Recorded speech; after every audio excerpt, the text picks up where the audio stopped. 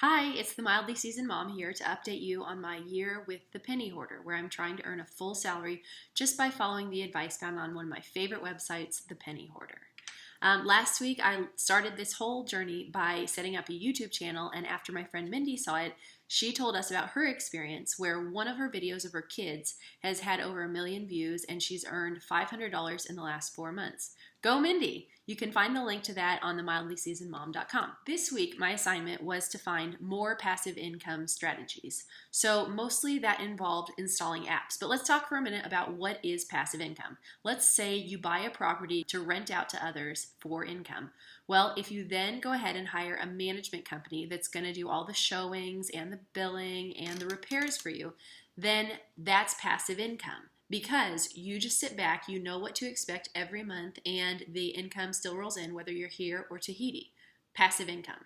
If you buy that same property but you decide not to hire a management company, you're going to handle it all on your own, that's not passive income because you're not passive, you're active. You're actively there dealing with all the stuff that has to be dealt with, doing the repairs.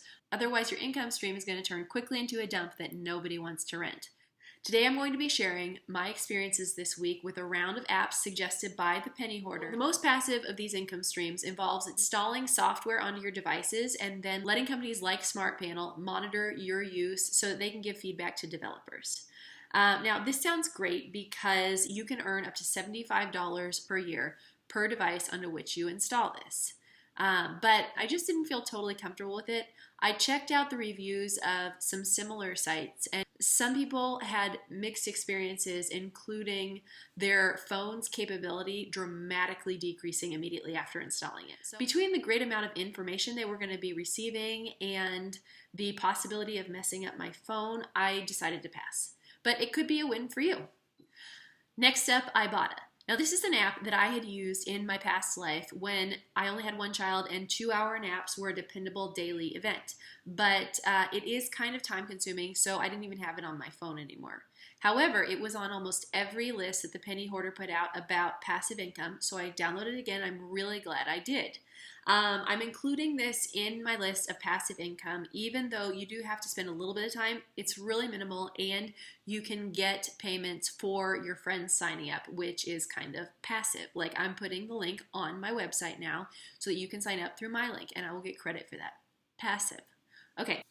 To avoid the temptation to purchase items that you didn't need, which would negate all of your earnings, just search by specific items instead of browsing through stores. Once you find an item, you add the rebate to your list, and then you go shopping and you scan your receipt later. Now, if you've read my article about penile deformities in baby boys, you know that soy is one of the #1 suspects. So I've been on a hunt for soy-free mayonnaise, and I had just hit the store and picked up 2 new brands, which are expensive, the day before I installed Ibotta. So I was thrilled to find that there was a $3 rebate on that specific brand of mayonnaise that I had already purchased. So I cashed it in, and then I discovered that even though I could have cashed it in for 3 different jars, which would have been $9, I had only purchased 1. So then I invited my husband to sign up, and he went back and purchased 3 more. And I also got $5 credit when he signed up. Then I turned around and invited my mom, and she signed up, and I got another $5 for her sign up, plus $10 for completing an assignment of inviting 2 friends. So this is actually going really great.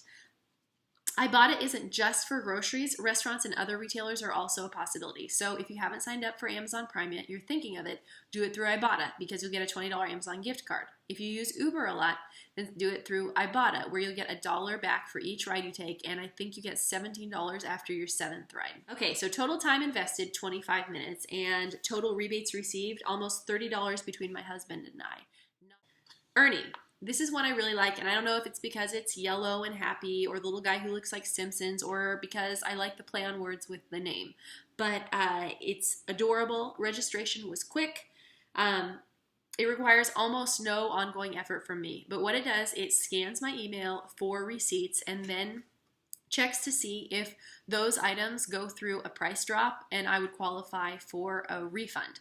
Now, I didn't even know this was a thing. It seems kind of weird to me, but you know what? I'm glad it's out there and I don't even have to think about it. Now, if Ernie succeeds in getting you a refund, he keeps a portion of it, which I don't really care about because I would never go to this kind of effort on my own. Trim is another one I'm really liking so far, possibly because my husband has a tendency to sign up for free trials and then never cancel them. So just a few weeks ago, I went through a detailed review of our transactions and discovered that we were paying for Sling, Amazon Prime specialty channels, and not one but 2 Hulu accounts. This is why we need Trim. You don't even have to download an app. You just register, you connect a credit card, and then it texts you with all the subscriptions it finds. And you can write back, like, it's really intuitive. You can just say, hey, cancel Sling if you don't want Sling, or whatever it is, and it will handle that for you. So no more money down the drain. And supposedly it can also negotiate your cable bill, and there's some overlap with the price protection capabilities of Ernie. Now, this isn't really so much of a money maker as a saver, but I'm still glad to have it in my toolbox. Ebates has become a favorite of mine. I've got the extension installed on my browser on my laptop, so I don't even have to think about anything I'm doing. If I visit one of my favorite stores that has Ebates opportunities, then it will just pop up and say, hey, do you want to activate this? I click yes, I just go on my merry way, and a couple days later, the credit shows up in my account.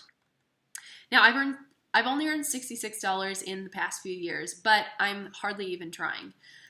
This week, I earned $1.52 on a $52 purchase at VitaCost, and the total time was less than a minute. Not bad. Finally, FOAP. Now, the idea is that you don't have to be a professional photographer with an expensive camera anymore in order to sell photos. So I spent about 2 hours uploading a whole bunch of pictures, and then it's kind of a tedious process because you have to go through one by one and tag them all.